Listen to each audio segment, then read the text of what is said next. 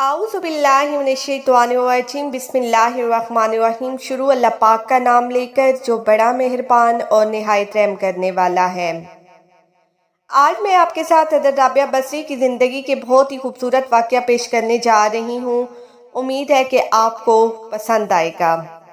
बसरा में हज़रत राबिया बसरी के हुस्न जमाल की धूम मची हुई थी, लेकिन जवानी के ये दिन उन्होंने अल्लाह पाक की इबादत में गुजार दिए।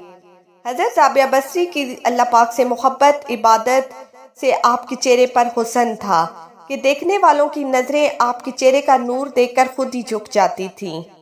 उसी ज़माने में एक नौजवान ने उनको कब्रिस्तान में चांद की तरह चमकते हुए देखा।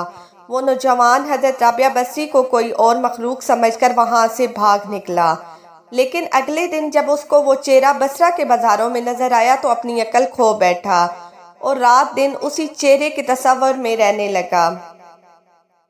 आखिर वो नौजवान जब दिल से मजबूर हो गया तो लोगों से हज़रत राबिया बसरी का पता पूछते हुए उनके घर जा पहुंचा। हज़रत राबिया बसरी फरमाती है कि अपने दिल के दरवाजे हमेशा खोल के रखो, क्या पता किस वक्त महबूब दिल के दरवाजे पर दस्तक दे दे। नौजवान ने अपने दिल पर बड़ी मुश्किल से काबू पाया और अंदर देखा कि चिराग रोशन है। ये सोचते हुए कि वो बिना किसी हिचकिचाहट के घर के अंदर दाखिल हुआ कि हाले दिल सुनाने में क्या हर्ज है, ज्यादा से ज्यादा इनकार ही होगा, वापसी का दरवाजा तो खुला ही हुआ है। वो ये सोचते हुए अंदर दाखिल हो गया। घर के अंदर कोई न था और रोने की आवाज आ रही थी, जैसे कोई ज़ारो कतार रो रहा हो। नौजवान सीढ़ियां चढ़ते हुए छत पर चला गया। हज़रत राबिया बसरी इशा की नमाज अदा करने के बाद सनाख्वानी में मसरूफ थीं। ऐ मेरे रब, सारे सितारे रोशन हो गए हैं, सब लोग सो गए हैं, बादशाहों ने दरवाजे बंद कर लिए और महबूब अपने महबूब को मिलने के लिए बेताब है। मैं तेरे सामने खड़ी हूँ। ये सुनते ही नौजवान पर सख्ता तारी हो गया। उसी वक्त हज़रत राबिया बसरी ने पलटकर उसको ऐसी नज़रों से देखा कि उसकी ज़ुबान गूंगी हो गई।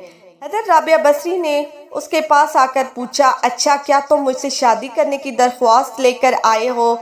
उसे इस नौजवान ने हाथ का इशारा करते हुए कहा कि वो बोल नहीं सकता।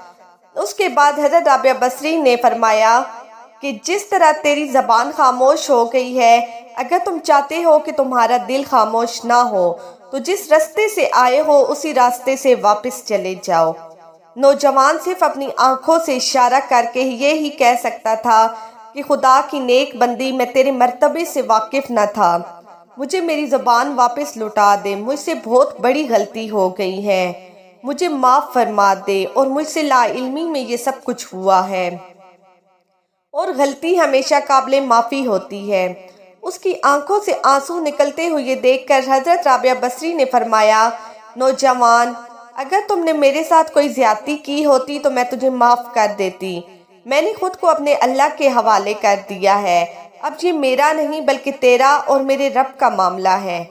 अगर तुमने माफ़ी मांगनी है तो मेरे रब से माफ़ी मांग, और अगर तुमने सच्चे दिल से माफ़ी मांगी तो शायद इसी बहाने अल्लाह पाक तुझे दोबारा आवाज़ अता फरमा दे। ये फरमाने के बाद हज़रत राबिया बसरी नमाज के लिए खड़ी हो गईं। वो नौजवान रोने लगा और सजदे में गिर गया। सजदे की हालत में ही वो बेहोश हो गया और जब होश आया तो ज़बान वापस बोलने लग गई थी और तौबा तौबा कर रही थी। शाहिर ने भी क्या खूब कहा है, ज़ुबाने वली में वो तासीर देखी, बदलती हुई हज़ारों की तकदीर देखी। इस वीडियो को शेयर करने में अगर मुझसे कोई गलती हो गई हो तो प्लीज़ मेरी इस्लाह कीजिएगा, मुझे कमेंट में ज़रूर बताइएगा ताकि मैं इसको ठीक कर सकूं। अल्लाह पाक हम सब पर करम फरमाए, हमें बुरे कामों से बचने की तौफीक अता फरमाए। आमीन या रब्बुल आलमीन।